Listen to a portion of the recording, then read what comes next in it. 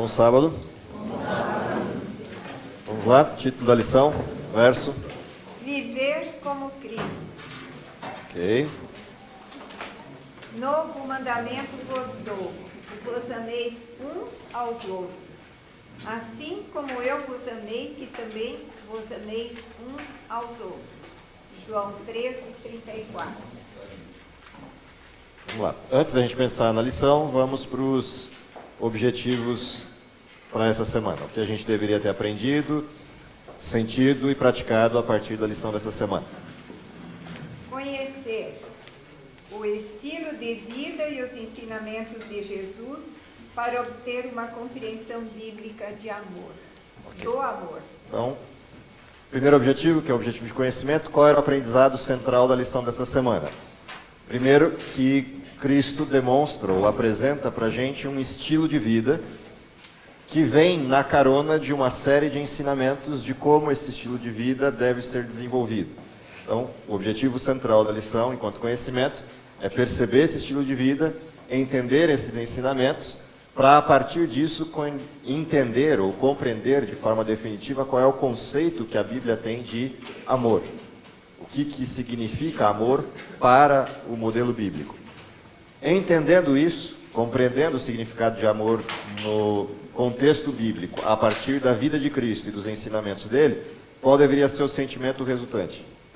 Desejo apaixonado de imitar o estilo de vida amoroso de Jesus através de suas escolhas diárias. Okay? Então, o sentimento resultante disso é uma paixão incontrolável para imitar esse modelo. Uma paixão incontrolável de reproduzir o modelo de Cristo na vida pessoal. Esse modelo de amor de Cristo na vida pessoal. A resultante disso é a prática. Uma vez que se tenha essa paixão, como a lição usa a referência no objetivo, de imitar Cristo no seu amor, qual é a prática? Praticar o amor mediante atitudes tolerantes, disposição para perdoar e serviço prático. Então, 3 coisinhas deveriam pautar a nossa prática. Coisa número 1, tolerância. Coisa número 2, disposição em perdoar. Coisa número 3, serviço prático. Quem ama, faz. Esse é o objetivo como prática para a lição dessa semana. Pensando nisso, vamos então para os elementos que foram a base para essa percepção da vida de Cristo e dos ensinamentos de Jesus. E aí a lição guarda alguns pensamentos preciosos para a gente entender de que jeito Jesus demonstrou aquilo que deveria ser a prática de todos os cristãos. Aqui tem algumas coisas importantes para a gente começar a perceber. Então, primeira delas, o modelo de Cristo, a vida de Cristo, ela passa por duas estruturas principais. Jesus nasce e vive a essência do cristianismo, porque é o Cristo. O cristianismo tem esse nome não à toa. O cristianismo é a reprodução do caráter de Cristo e da vida de Cristo na vida daqueles que escolheram servir. Portanto, Cristo é a referência, Cristo é o exemplo do cristianismo. O cristianismo não está materializado em pessoas que não o Cristo. Portanto, a primeira coisa, a primeira grande estrutura que o cristianismo tem, não é uma verdade, não é um conceito, é uma vida. O cristianismo não é um conjunto de verdades ou um sistema de verdades ou um sistema de crença. O cristianismo é uma pessoa. É um ser humano que passou pela terra e viveu o cristianismo. Por que é importante essa compreensão primária a respeito do cristianismo? Porque se a gente inverter isso, e o cristianismo for um conceito, ou um sistema de crença, ou um conjunto de regras, ou um aporte de doutrinas, ou algum modelo diferente do que seja a vida de uma pessoa, será assim que ele vai ser reproduzido na vida das pessoas. Como um sistema de crença, um modelo doutrinal, uma referência de práticas, mas não como uma vida. E o cristianismo, em primeira instância, é uma pessoa. Aliás, verdade na Bíblia é uma pessoa. Não é um conjunto sistêmico de regras, conceitos, significados. Verdade na Bíblia é uma pessoa. Todas as referências conceituais da Bíblia só fazem sentido a partir da vida de alguém. Eles não fazem sentido enquanto um sistema lógico, por mais que seja, um sistema organizado, por mais que assim seja. Não faz sentido se não for a vida de alguém. Portanto, a primeira coisa a ser aprendida na vida de Cristo, no exemplo de Cristo, é a vida dele. A segunda coisa a ser aprendida de Cristo é o que ele ensina. Porque o que ele ensina nasce do que ele faz, nasce do que ele é. Portanto, o sistema de crenças só tem sentido a partir disso. Então, essas são as duas estruturas que estão por trás dos elementos de base da lição dessa semana. Qual é o oposto disso? Porque é importante olhar para a vida de Cristo dessa forma. Qual é o oposto disso? De que jeito Satanás ataca o ser humano para eliminar da estrutura humana esse conceito primário, que é a vida de Cristo? Bom, a primeira coisa interessante, a gente observar isso, é que a inversão que Satanás faz para substituir uma vida é colocar no lugar da vida coisas que ocupem esse lugar. Portanto, Satanás verte aquilo que é vida por aquilo que é consumo. A artimanha de Satanás é essa. Se a gente voltar ao Éden, é exatamente isso que está lá. A árvore era o quê? Agradável aos olhos, desejável para dar entendimento. O que Satanás faz? Ele tira a vida de alguém, que é o que gera confiança e entrega, e coloca no lugar a única coisa que ele tem para ofertar: consumo. Algo que substitua a vida de alguém. O ser humano não foi criado para consumo. Ele foi criado para viver. Se a gente olhar a referência de Gênesis 1, 26 a 28, o ser humano foi criado para isso, para viver, não para consumir. Até porque nada se consumia. Tudo era eterno. Portanto, onde tudo é eterno, o consumo não faz sentido. O consumo só faz sentido se eu tiver algo que não é perpétuo ou algo que me foi retirado. E aí eu preciso colocar algo no lugar. Alguma coisa no lugar. A proposta de Satanás é: Deus tirou de você alguma coisa. Portanto, você precisa pôr outra coisa no lugar. Deus restringiu de você alguma coisa. Precisa pôr outra coisa no lugar. Essa essência que está por trás da história do pecado, que gera o consumo, e que depois vai gerar o consumismo como referência secundária, mas a primeira referência, a necessidade de consumir algo, é uma artimanha, que está presente lá na história inicial do pecado. Todo o trabalho de vida de Cristo é a reversão disso. A vida de Jesus é uma demonstração clara de alguém que não precisa de nada.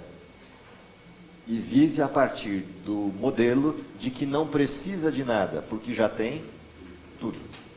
E se tem tudo, vai ofertar para quem precisa de alguma coisa. E ofertar o quê? A única coisa que pode ser dada: vida. Essa é a vida de Cristo. Se a gente pegar a introdução da lição, ela começa exatamente assim. O princípio dos mundanos é adquirir, e assim esperam conseguir felicidade. Muitos do povo de Deus estão em perigo de serem enredados pelo mundanismo e pela cobiça. Qual é o resultado? Deveriam compreender que sua misericórdia é o que multiplica os pedidos de seus meios. Tem que ser-lhes apresentados objetivos que estimulem a beneficência. Do contrário, não poderão imitar o caráter de Cristo. A lição se resume nisso. Simples assim. Só tem um jeito de imitar o caráter de Cristo. Qual é o jeito? Só tem um. Não tem um segundo jeito. Qual é o único jeito de imitar o caráter de Cristo? A palavrinha é bem clara aqui. Qual é o único jeito? Tem que ser-lhes apresentados objetivos que estimulem o quê? A beneficência. Do contrário, não poderão imitar o caráter de Cristo. Portanto, não tem outro caminho. O caminho é esse. Jesus já tinha dito isso. Então, Jesus termina o seu sermão para os discípulos, o sermão de despedida para os discípulos. Qual é a informação que Jesus deixa para os discípulos como vital? Amem uns aos outros. Essa é a informação vital. De tudo o que se podia dizer, o resumo qual era? Ame a Deus sobre todas as coisas, ame ao próximo como a ti mesmo. Essa é a referência. Então, a partir disso é possível imitar o caráter de Cristo. Do contrário, sem chance, sem alternativa. Pode pegar todos os sistemas de crença que você tiver, todas as verdades que você conhecer, todas as abordagens que quiser praticar, é impossível imitar Cristo sem isso. É impossível viver o que Cristo viveu sem isso. A partir daí, então, faz sentido o que a lição vai abordar. Como Jesus viveu. E aí, se você pegar a sua lição, a primeira coisa que está ali no como Jesus viveu, qual é? Apesar de tudo que acontecia nos ataques de Satanás, Jesus viveu o quê? Teve uma vida, de que jeito? Altruísta, de serviço amoroso. Ou seja, Jesus estava sempre pronto, sempre disponível. Essa é a coisa mais difícil na vida humana. Porque ela é uma inversão completa de paradigmas. Estar sempre disponível é a primeira grande reversão do processo do pecado. Porque o processo do pecado é não estar disponível. É estar disponível para si mesmo. O processo do pecado é o inverso. A primeira reversão do processo do pecado é essa. Uma vida altruísta de serviço amoroso, ou seja, estar disponível. E aí vem, qual era a prioridade de Cristo? Sua prioridade sempre foi o quê? Pessoas. A prioridade de Jesus sempre foi as pessoas. Isso vinha em primeiro lugar do que tudo. Tirado Deus, que era a referência primária de Cristo, saiu dali, qual é a referência primária no mundo? As pessoas. Ame a Deus sobre todas as coisas, ao próximo como a ti mesmo. Essa é a vida de Cristo. O que mais diz o texto? Constante disposição para ministrar aos outros. Veja, disponível sempre. Suas mãos estavam sempre prontas para aliviar todo o caso de sofrimento que ele percebia. Referência, pessoas. Cuidava com carinho dos que eram considerados de pouco valor pela sociedade, como as crianças, mulheres, estrangeiros, leprosos e coletores de impostos. Ou seja, todo mundo que procurava Jesus, ele estava sempre disponível. Essa é a referência. A gente pode girar conceitos os mais variados possíveis. Essa é a única referência que importa. De fato. Porque ela implica ter vencido todas as outras referências. Só vai estar disponível sempre quem superou todas as outras questões. A demonstração de que as outras questões são inócuas na vida do cristão é porque ele mudou a referência. Essa disponibilidade é o produto final de referência de transformação que o cristianismo produziu. Jesus era sensível às necessidades das pessoas e realmente se importava com elas. Essa preocupação, essa disponibilidade, essa visão de Cristo em relação às pessoas, e aí o texto que tem como referência aqui, ele se compadecia delas, essa é a forma que deveria espelhar a vida de qualquer que se diz cristão. Apresentar-se e viver dessa forma como uma referência primária, ou seja, nada mais importa que não sejam as pessoas. E aí, dois textos de referência nessa mesma abordagem. Todos quantos consentirem em ser redimidos são elevados e santificados, remidos por Jesus de toda a vulgaridade e mundanismo e habilitados para cooperar com Deus na grande obra da salvação. Então, o que a vida de Cristo produz naquele que decide imitar, espelhar-se por Cristo? Primeiro, ele rompe com essa lógica presente no mundanismo, presente nas coisas propostas por Satanás. Tira as coisas como referência e coloca pessoas no lugar. Feito isso, ele passa a cooperar na obra de salvação. O que é a obra de salvação? O que salva as pessoas? O que salva as pessoas? O que leva as pessoas para a salvação? exemplo de quem? De Cristo. Portanto, o que salva as pessoas é a compreensão de quem é Cristo. O problema é que Cristo está onde? Portanto, qual a única chance das pessoas saberem que Cristo é Cristo? Ver pessoas que encontraram Cristo, vivendo Cristo. Não tem outro jeito. Nisso saberão que sois meus discípulos, se os amardes uns aos outros. Não tem outro caminho. Pode pregar quanto quiser. Enquanto o mundo não vir Cristo manifesto no mundo, não acreditará que Cristo é verdade. Está todo mundo indo numa direção. Se o cristianismo vai na mesma direção que todo mundo está indo, não há referência. Pode pregar quanto quiser, não tem referência. A referência está indo na direção contrária. Aí as pessoas param e perguntam, por que você está indo na contramão? Sabe, só tem sentido se for assim. Se for todo mundo para o mesmo lado, as pessoas até podem conversar, como batem papo enquanto estão caminhando, mas continuam caminhando para a mesma direção. Quando encontram alguém caminhando no contrário, vão perguntar por quê. E aí, se você viver esse porquê, terá chance de dizer porquê. E as pessoas podem decidir acompanhar você no caminho contrário ou continuar indo para onde estão indo. Mas elas têm uma referência. Essa é a vida. É assim que funciona o modelo. Ele veio trazer a luz e a imortalidade para encher de brilho os afazeres comuns e mais humildes da vida. E essa é a coisa gostosa do cristianismo. O que passa a fazer sentido? Coisas simples, pouco elaboradas, aparentemente sem muito sentido para a vida humana na correria do consumismo. Porque o consumismo exige cada vez mais elaboração. Por que cada vez mais elaboração? Porque a gente enjoa.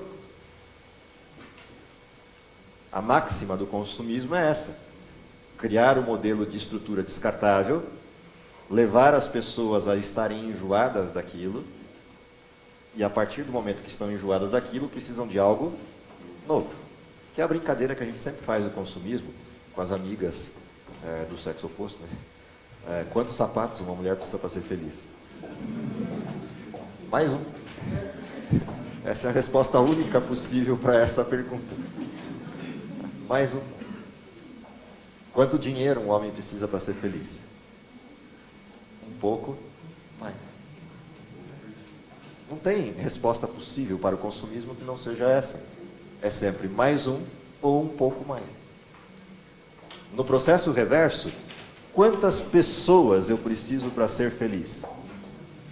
Mais. Entenderam a diferença? De significado. Quanta gente precisa para ser mais feliz? Mais um. Quantos filhos de Deus precisamos para ser mais feliz? Mais um. Isso não é consumo. Isso é perpétuo. Porque não enjoa. Não é descartável. Não enjoa. É para sempre. Cada filho de Deus conquistado para o reino é para sempre. Então, essa reversão de modelo é a primeira referência que Cristo tentou pautar na sua vida enquanto ministério. Por isso, é que lá pelo meio da lição, você vai encontrar que Jesus fez muito mais milagre do que pregou. Por quê? Porque não são conceitos. Os conceitos só apareciam quando as pessoas faziam pergunta para ele. Ou seja, ele estava caminhando na direção contrária do mundo e alguém perguntava por quê, ele explicava por quê. De resto, o que ele estava fazendo? Caminhando. Caminhando e passando pelas pessoas e fazendo o que tinha que fazer. Cuidando delas, transformando as vidas pela vida. E de vez em quando alguém perguntava alguma coisa e ele explicava. Então, o que significa, de fato, essa apresentação que Jesus faz numa dessas perguntas que alguém conceitualmente aparece para discutir com ele? Lembra, Jesus fala, as coisas se resumem em apenas 2 elementos de base. Amar a Deus, amar ao próximo. Aí vem o espertinho. Quem é o meu? Próximo. Ao espertinho que perguntou quem é meu próximo, Jesus teve que explicar.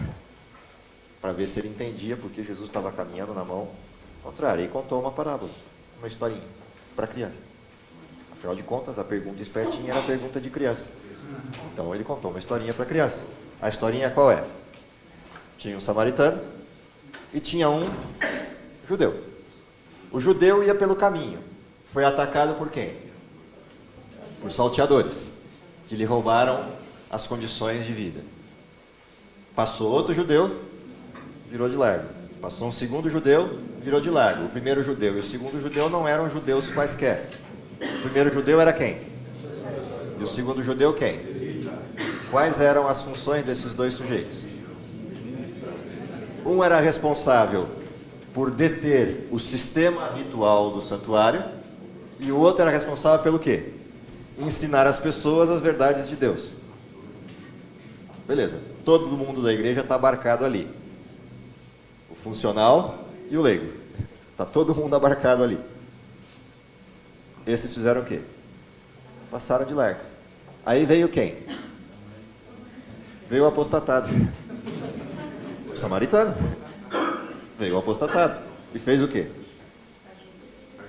Ajudou. Veio o anátema e ajudou. E ajudou de que jeito? Não perguntou quem era, não perguntou por quê, pensou as feridas, entregou dinheiro para o sujeito da caserna, falou, cuida dele, se gastar mais do que deve, como eu passo sempre por aqui, você sabe disso, eu sou freguês antigo, quando eu passar de volta eu pago a diferença se você precisar gastar alguma coisa a mais. Apenas não deixe que ele sofra, cuida dele. Eu preciso resolver as contas lá, vou vender o que eu tenho que vender, volto para cá, se gastar mais, não esquenta a cabeça, põe na minha conta, que eu pago. Esse é o samaritano. E aí vem a pergunta que não quero calar. Qual destes foi o próximo? Percebe? A pergunta não tem a ver com quem foi ajudado, mas com quem ajudou. Portanto, a única resposta possível é: quem foi o próximo? Aquele que ajudou. E aí o judeu vai ter que responder de cara limpa: samaritano. Um palavrão na boca de um judeu. Essa é a resposta de Jesus. Portanto, se é conceito que quer, então pela vida do samaritano eu vou mostrar o conceito. Essas eram as respostas de Jesus e os ensinamentos dele. Eram respostas a perguntas de criança torcendo a verdade por não querer viver a vida que viam estampada em Cristo. Está andando para cá, todo mundo para lá, ou todo mundo para cá e ele para lá. E eu quero que ele vire para andar para cá, então o que eu faço? Uma pergunta de criança para evidenciar a imbecilidade de estar andando na contramão. E Jesus responde como criança e escancara a imbecilidade de estar andando na mão do mundo. Essas sempre foram as respostas de Jesus. Francisco? Pastor, isso me deixa uma certa dúvida, é o seguinte, está certo o que Jesus explicou ali era com respeito a não olhar para quem se vive, raça, religião, o quê? Mas a Bíblia não fala, né? Aquele homem que foi espancado não era samaritano também? Não. Não. Era judeu. E aí está a beleza da parábola. Tá? O fantástico da parábola é esse. Na realidade não era uma parábola, foi uma verdade. É o espelho da vida. Tá? Os judeus só ajudavam quem? Judeus. E em que condição? Quando aquilo não prejudicaria o sujeito que ajuda. Ou seja, vocês não ajudam nem os seus irmãos. E estão perguntando para mim quem é o próximo? Entendeu o que está por trás da parábola? É uma forma polida, quase politicamente correta num primeiro momento, de escancarar a situação dos judeus, de isolamento do mundo e de isolamento das pessoas, inclusive seus irmãos, sem fazer isso com tanto alarde. E aí ele entendeu a parábola, tanto é que respondeu: aquele que agiu de que jeito? Qual é a resposta? Aquele que agiu com paixão. Eu não quero nem falar o nome, porque o nome é um palavrão. Dizer o nome daquele que é anátema é um palavrão. E isso deixaria a minha boca imunda com essa palavra. Essa é a forma. Qual é a consequência disso? A consequência disso é a ausência de salvação. Agora, todo mundo que ouviu a parábola de carona, ou seja, não fez a pergunta quem era o próximo, saiu de lá de que jeito? Com a certeza do que tinha que fazer. Fazer ou não é uma escolha. Mas saiu todo mundo ali com certeza do que tinha que fazer. Então, de novo, os pensamentos de comentário dessa historinha são muito interessantes, aqueles que foram escolhidos para a lição dessa semana. O samaritano cumpriu seu dever para com o semelhante, o sacerdote e o levita, em cujo coração reinava o egoísmo, mostraram-se insensíveis e desprovidos de misericórdia. O eu é um severo tirano, e enquanto seu poder governa a vida, não podemos fazer por outros o que desejamos seja feito por nós. Portanto, é impossível amar ao próximo como a nós mesmos, se o egoísmo pauta isso. Nós sempre vamos amar nós mesmos mais do que o próximo. Não tem como evitar isso. A fim de cumprir a regra áurea, a vida deve ser transformada, a natureza humana deve se tornar participante da natureza divina. Não é o mero falar, não é a profissão, nem pretensões de piedade e devoção que tem valor diante de Deus, mas a prática da justiça que revela o caráter do cristão. Obedecer à lei de Deus significa ser prontos a ver necessidades nos nossos semelhantes e rápidos em ajudá-los sem perguntar: eles creem nas mesmas doutrinas que eu creio? Vou ler de novo. Obedecer à lei de Deus, o que significa? Ser prontos a ver as necessidades dos nossos semelhantes e rápidos em ajudá-los sem perguntar: eles creem nas mesmas doutrinas que eu? Vocês conseguem entender a amplitude disso? Algum de vocês guarda os mandamentos? Tem alguém que guarda aqui? Tem? Quais são os mandamentos? Quais são? Não terás outros deuses diante de mim, não farás para ti imagem de escultura, não desonrarás o nome de Deus, lembra-te do dia do sábado, não matarás, não adulterarás, não matarás. Esses são os mandamentos. Sim, são esses os mandamentos. Mas como é que eu sei que alguém os está guardando? Obedecer à lei de Deus significa o quê? Ser prontos a ver a necessidade dos nossos semelhantes. Se isso está acontecendo, é a demonstração de que os mandamentos estão sendo guardados, porque os primeiros 4 mandam amar a Deus sobre todas as coisas, e os 6 últimos mandam amar ao próximo como a si mesmo. A demonstração de que isso está ocorrendo se faz na prática. Que prática? Estar dispostos, estar atentos e prontos a ver a necessidade dos outros. Esse é o desenho cristão. Se não é só doutrina, é só um conjunto de regras, é só um conjunto de palavras. Quando na realidade o propósito de Deus é: eu escreverei as minhas leis no seu coração. Tem um sentido atrás dessa expressão. Bom. Alguém disse que o melhor exercício para fortalecer o coração é abaixar para levantar os que estão caídos. Sabe, espiritualmente também deve ser bom, né?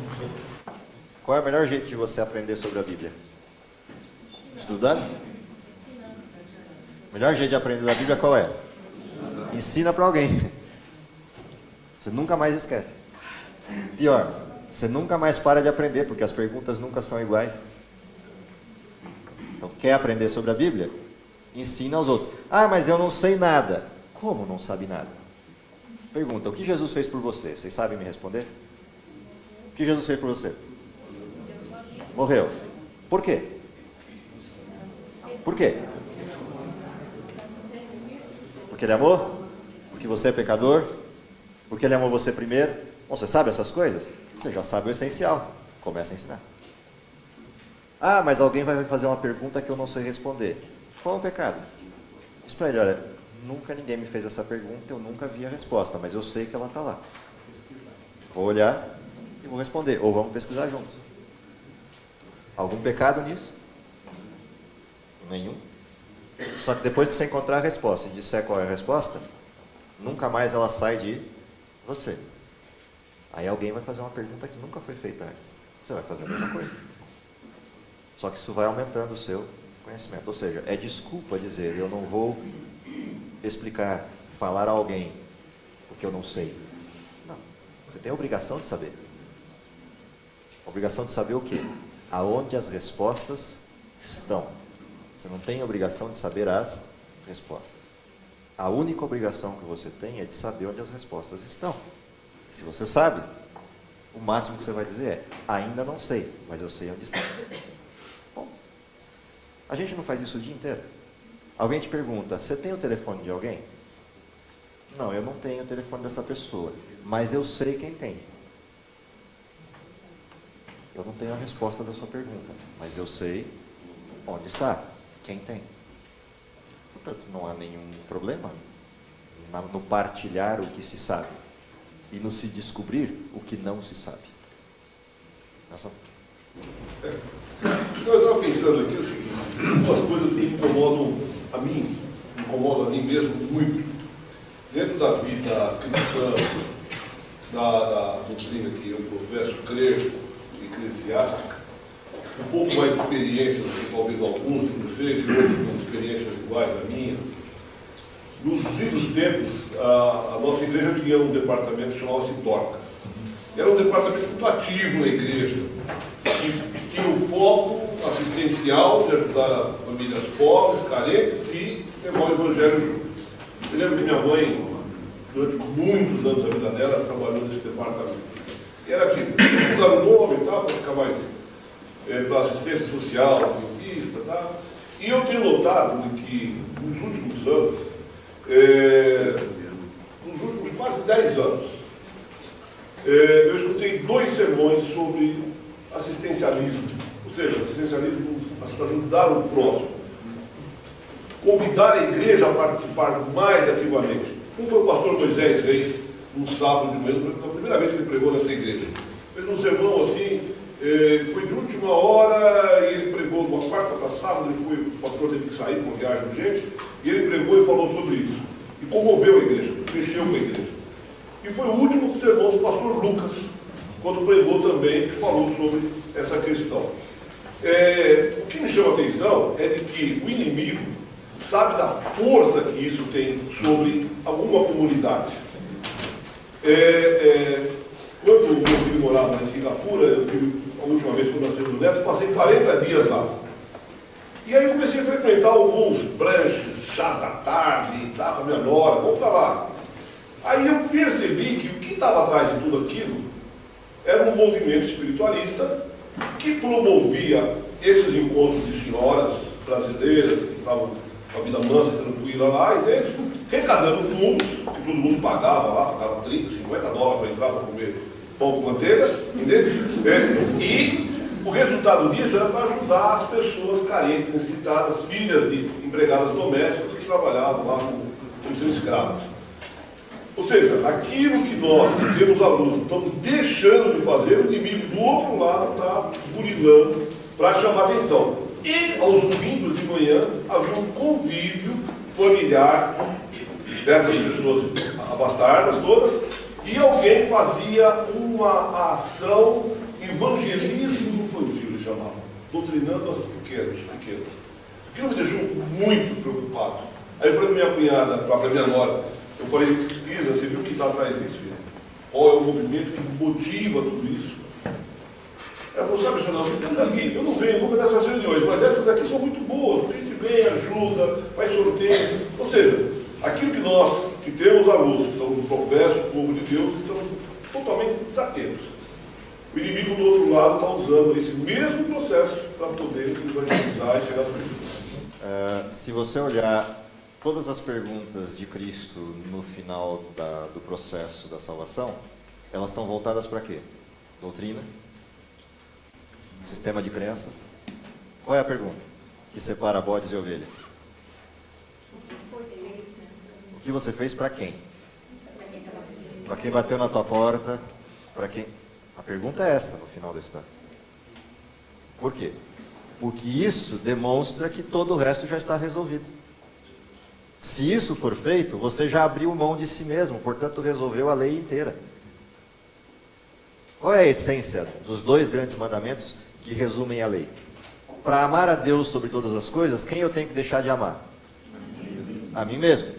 Por isso o texto de Lucas: negue-se a si mesmo. Quando? Cada dia. Toma a tua cruz que é a segunda parte do mandamento. Qual é a segunda parte do mandamento? O que é a cruz? O que é a cruz? A cruz são os meus pecados e a luta contra eles? Essa é a cruz? Não, essa eu já deixei quando eu neguei a mim mesmo. O que é a cruz? Carrega o peso de alguém. Essa é a cruz. Essa é a cruz. Que cruz Simão carregou? A dele? Não, quem carregou a cruz de Simão? Cristo. Que cruz Simão carregou? A de Cristo. Ajuda alguém. Os exemplos estão lá, a gente às vezes não olha os exemplos da forma como eles deveriam ser olhados.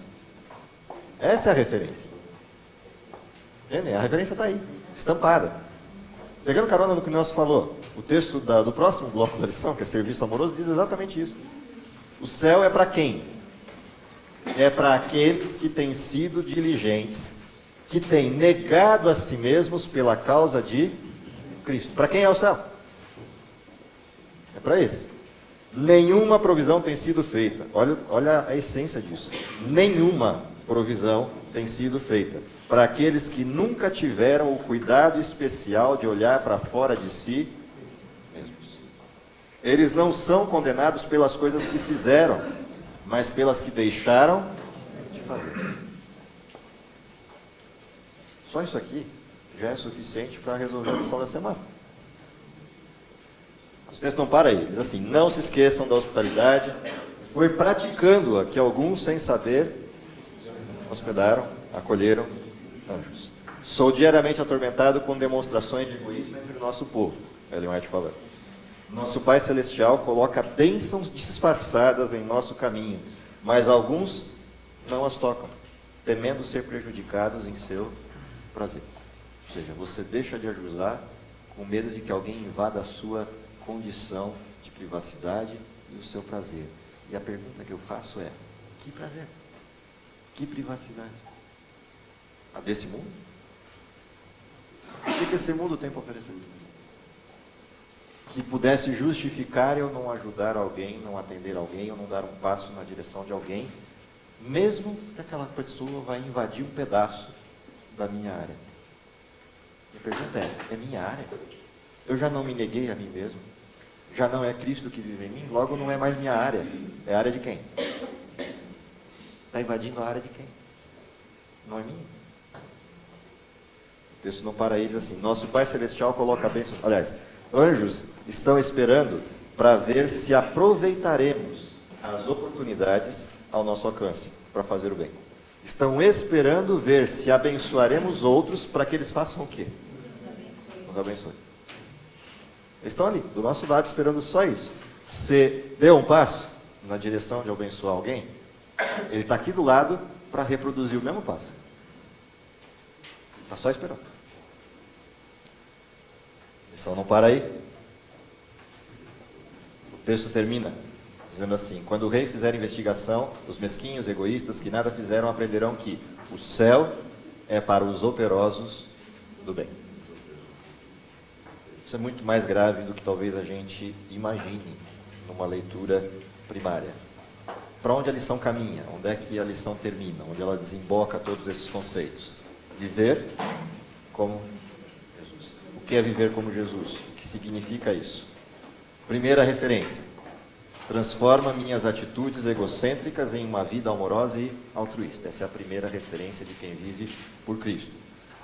Qual é a consequência dessas referências de viver por Cristo assim? Como é que a lição termina? Troque os velhos trajes de cidadão mundano pelas vestes da justiça de Cristo. O que é a justiça de Cristo? A justiça de Cristo é uma vida isenta de pecados. Ela pode até resultar nisso. Mas a justiça de Cristo, em primeiro lugar, é o quê? Uma vida isenta do quê? Egoísmo. É uma vida de negação àquilo que o egoísmo produziu em nós mesmos. Você não deve permitir que coisa alguma lhe roube a paz e o sossego resultantes da garantia de ter sido aceito. Aproprie-se de toda promessa, todas elas condicionais ao cumprimento de sua parte dos termos prescritos. Entrega total dos próprios caminhos, aparentemente sábios, e tomar posse dos caminhos de Cristo é o segredo para o perfeito descanso de seu amor. O texto não para aí e diz assim: devemos aprender de sua mansidão e humildade, antes de perceber o cumprimento da promessa, encontrarão descanso para suas almas. Por meio do aprendizado dos hábitos de Cristo, sua mansidão, sua bondade, o eu é transformado, tomando o jugo de Cristo e submetendo-se ao aprendizado. Não há ninguém que não tenha muito a aprender. Todos devem ser treinados por Jesus Cristo. Qual é a essência do cristianismo? A essência do cristianismo é uma vida leve.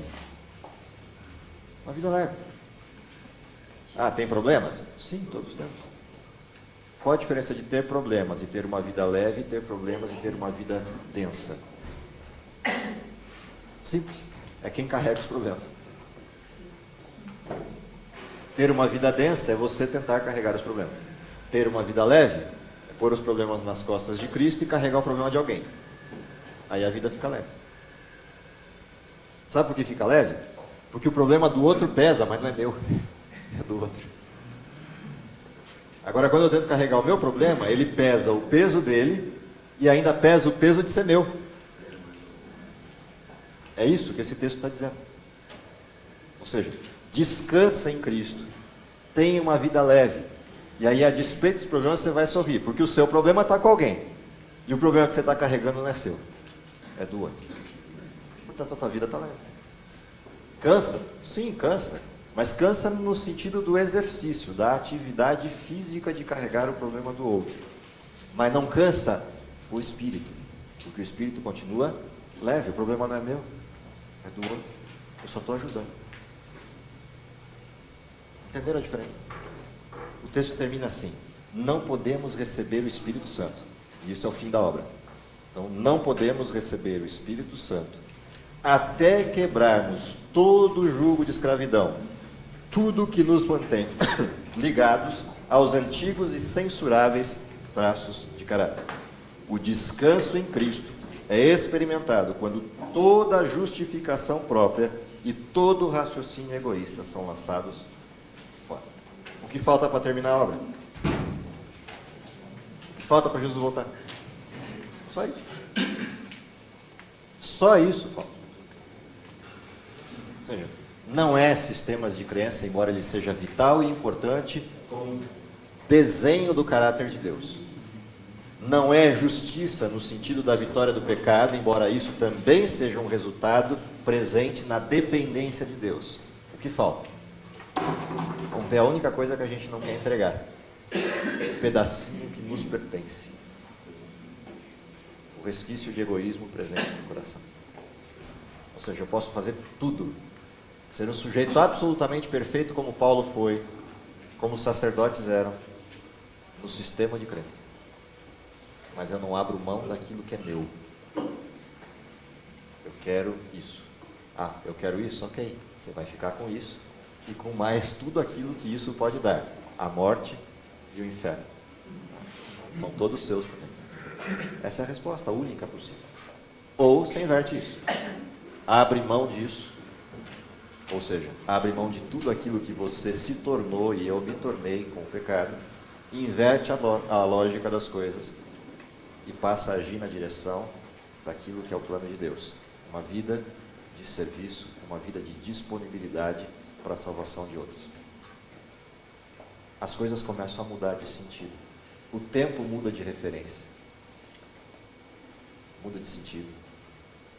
Pastor, Tudo isso perde o sentido. A única coisa que passa a ter sentido são pessoas e o tempo delas para Deus. Essa é a única coisa que passa a ter sentido. mas não corre o risco de colocarmos as obras? Só vai ter obras se você tiver o louvor delas. E aí você voltou ao mesmo padrão, você não entregou o modelo de consumo. E aí ninguém faz obras o tempo todo porque não dá conta. Por mais que você use as obras, que é o que acontece na salvação pelas obras, que é uma das artimanhas de Satanás no discurso que o Nelson pontuou, por mais que eu faça isso, eu não faço isso quando? Sempre. Porque eu continuei guardando o meu pedacinho lá. Então há um momento em que fazer as obras para alguém incomoda aquilo que é o meu espaço. E aí o que eu faço? Eu falo, não, aqui não. Aqui é meu espaço. Isso é a demonstração de que eu estou fazendo por obras e não por amor. Quando é por amor, não tem o seu tempo. Jesus está lá, no meio do sono dele, e vem um sujeito para fazer uma pergunta idiota no meio da madrugada. Quantas vezes eu posso perdoar? E bate no peito, eu sou perfeito. 7 está de bom tamanho. 3 que a lei manda, 3 que eu pus por minha conta dobrando o processo e mais uma para ser perfeito. No meio da madrugada, ser acordado por um sujeito para fazer uma pergunta imbecil dessa, depois de estar contigo durante 1 ano e meio, escutando você, vendo você fazer o que fez, perdoando as pessoas, fazendo milagres, amando as pessoas, você ser acordado no meio da noite para responder uma pergunta imbecil dessa, não é para qualquer um responder como Jesus respondeu. Senta aqui que eu vou te contar uma história. Abre os olhos, acorda do sono, lembra da história por inspiração do Espírito Santo e conta uma historinha para Pedro. E depois da historinha diz para Pedro, sabe quantas? Antes de você dormir? 70 vezes 7 está bom, no mesmo pecado. Vamos dormir? Isso é disponibilidade. Qualquer um de nós viraria para Pedro e falaria o quê? Vai te catar, filho. Não vê que eu estou dormindo? Faz 2 noites que eu não durmo. Estou trabalhando e viajando faz 2 noites direto e o povo não deixa de me incomodar. Tinha uma multidão de gente pedindo coisa. Eu consegui achar esse espacinho só para dormir umas 3 horas. E você vem me acordar para isso? Para me perguntar uma imbecilidade dessa? Vai te catar, cara. Vai estudar. Entendeu a diferença? Jesus vira e fala, senta aqui, vou te contar uma historinha. Essa é a diferença. Isso faz diferença. Agora, quando você começar a fazer isso, você vai sentir o resultado de fazer isso. A hora que você sentir o resultado de fazer isso, o que vai acontecer? Não tem como evitar. Esse processo te realimenta. E também pauta e baliza a sua vida, para você perceber, quando você cruzou a linha e desrespeitou o modelo, vai aparecer claro na sua visão, por quê? No primeiro instante que você pisar fora dessa linha, do amor ao próximo, vai voltar para você tudo aquilo que o egoísmo significa. E você vai perceber nitidamente, cruzei a linha, não devia ter feito o que fiz. E aí você volta para cá, ou você começa a se acostumar com isso e se perde outra vez. Portanto, viver esse modelo é alimentar, entre aspas a palavra, a alma. Com a única coisa que é efetiva. As pessoas. Gente. Gente à luz da necessidade maior que Cristo quer delas. Então, essa é a situação. Isso, nenhuma salvação pelas obras mostra. Isso é a essência de Tiago. Me mostra a tua fé, que não resulta em obras, que eu pelas minhas obras vou te demonstrar onde está a minha fé. Por quê? Eu não tenho limite para as minhas obras. Enquanto o egoísta tem um limite para as obras. Ele só faz obras se elas produzirem resultados para ele. Tiago fala, eu vou te mostrar a minha fé quando você ver as minhas obras, que elas não produzem resultado para mim, mas produzem resultados para Cristo e para quem eu fiz. E eu estou de fora. Essa é a forma. Aí isso resolve a sua pergunta. O que a gente precisa? Uma coisa muito simples. Primeiro, acreditar nisso. Segundo, viver isso. Se isso for feito, o que o texto promete, o Espírito Santo será derramado por pessoas, sobre pessoas dessa natureza. E a obra termina. E o mundo saberá que o amor de Deus não saiu do mundo. Mateus 24, verso 13, se cumpre. Mateus 24, 13, se cumpre. Aqueles que perseverarem até o fim serão salvos. Perseverar no que se perdeu do verso 12, praticando na vida pessoal o testemunho de quem vive o verso 13. E aí o verso 14 se cumpre por testemunho na vida de todos, manifestos para o mundo inteiro. E este evangelho do reino, o amor de Cristo, será pregado em testemunho, ou seja, pela vida das pessoas que aceitaram o amor de Cristo de forma plena. A quem? Ao mundo inteiro. Porque está todo mundo vindo para cá, qualquer um que andar na direção contrária atrapalha quem? Só o mundo inteiro. Um que andar na direção contrária atrapalha o mundo inteiro. Quer exemplo disso? Olha para Jesus. Um andando na direção contrária moveu o mundo todo. Portanto, de quantos Deus precisa para terminar a obra? Um.